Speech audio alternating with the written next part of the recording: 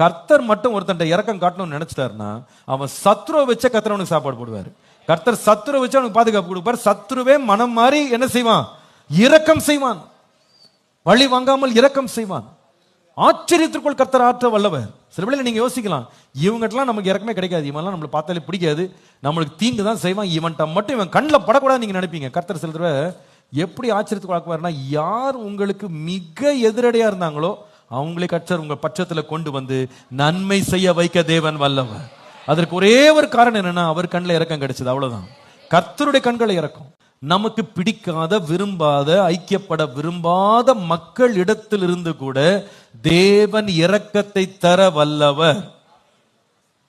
நம்மை பிடிக்காத மக்கள், நம்மை விரோதிக்கிற மக்கள், நம்மை கொன்று போடணும் நிக்கிற மக்கள், நமக்கு தீங்கு செய்யணும் நினைக்கிற மக்கள், அவர்களிடத்திலேயே கர்த்தர் என்ன செய்ய முடியும்னா இரக்கத்தை நமக்காக உண்டு பண்ண முடியும்.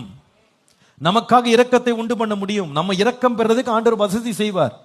இது தாவீது கொடுத்த ஆண்டவருடைய கிருபை, அவனுக்கு கிடைத்த இரக்கங்கள்.